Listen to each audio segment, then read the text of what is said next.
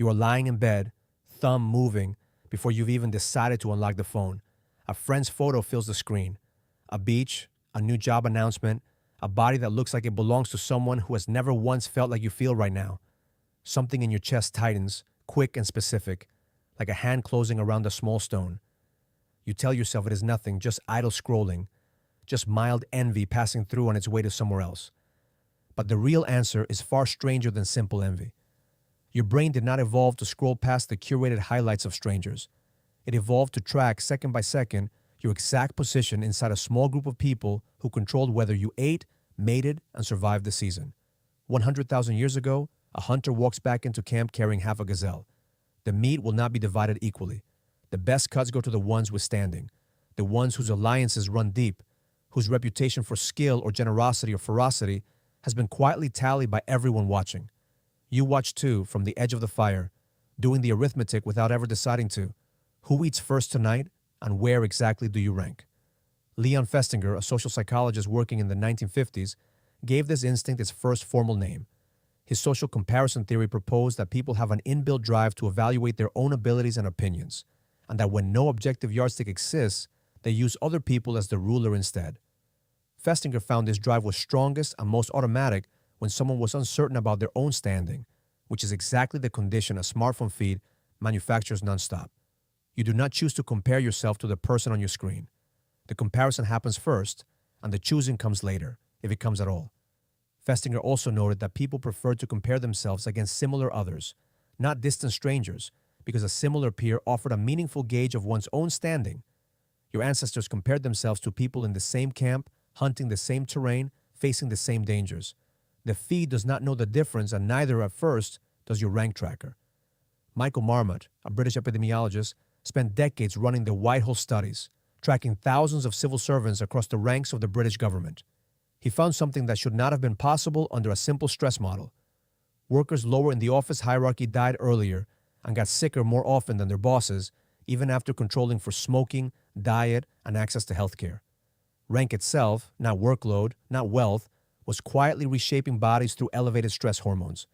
Your body, in other words, still reads status as a survival variable, converting a low position into measurable biological costs. That hollow feeling in your chest scrolling through someone else's highlight reel is not just an emotion. It is a stress response, doing exactly what it did for civil servants a rung below their bosses.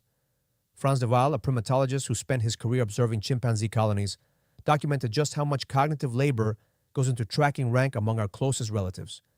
His work on what he called chimpanzee politics showed animals forming coalitions, tracking who groomed whom, remembering slights and favors for months, all in service of monitoring and maneuvering their position in the troop.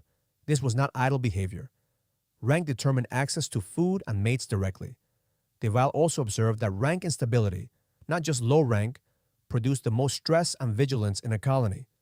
When the pecking order was unclear, animals spent far more time watching and testing each other than when it was settled. An unstable hierarchy demands constant surveillance. A feed that reshuffles its winners every single day, every single scroll, is the definition of an unstable hierarchy, and your attention responds accordingly.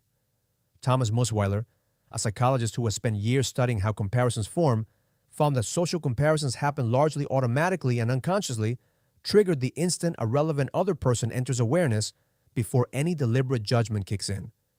His research on what is sometimes called selective accessibility showed that the mind reflexively searches for similarities and differences between you and whoever appears in front of it. You do not decide to compare your body, your career, your relationship to the person in the photo.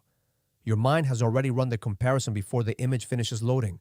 Does that sound like the deliberate choice it feels like, or something closer to a reflex firing on schedule?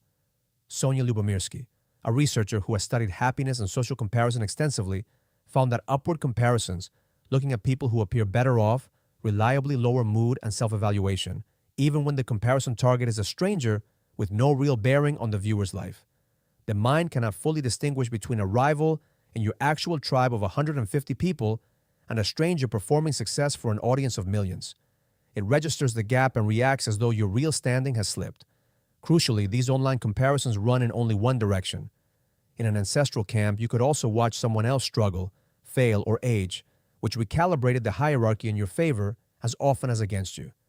A feed edited for highlights removes that recalibration entirely, showing you only the peaks of other people's lives, never the ordinary valleys, so the rank tracker keeps registering loss with almost nothing to balance it.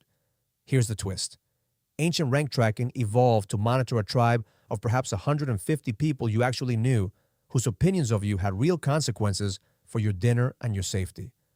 Social platforms did not just widen that tribe, they engineered it. Every feed is algorithmically tuned to surface the most photogenic, most successful, most enviable version of millions of strangers, then hand it to your rank tracking instinct as though it were camp gossip. Follower counts, like tallies, and comparison-shaped feeds were not accidents of design. They were built by people who understood exactly which ancient nerve produces compulsive checking and who profit every time it fires. None of this means something is wrong with you. The tightening in your chest, the reflexive scroll to check someone else's numbers against your own, is a 100,000-year-old surveillance system doing precisely the job it was built to do. Only now it is being fed a data stream no Pleistocene brain was ever built to process. You are not shallow, and you are not weak for feeling the sting of comparison. This same instinct once helped your ancestors find better hunting grounds, safer alliances, and stronger mates by keeping careful track of who was thriving and why. It was never a flaw to be tracking rank. It was a survival advantage, and it still fires with the same urgency it always had, even though the tribe on the other side of the glass cannot actually see you back. So instead of asking why you cannot stop comparing yourself to others, try asking a different question. Does this particular person's opinion of me actually affect my food, my safety, or my standing in the people I will see tomorrow? If the answer is no, you are not looking at your tribe. You are looking at a signal your rank tracker was never built to filter out, and now you know why it feels so loud. You are lying in bed, thumb moving before you've even decided to unlock the phone. A friend's photo fills the screen. A beach, a new job announcement, a body that looks like it belongs to someone who has never once felt like you feel right now. Something in your chest tightens, quick and specific, like a hand closing around a small stone. This time you recognize the tightening for what it actually is. Not proof that you're falling behind, but an ancient rank tracker, still faithfully scanning a tribe that no longer exists.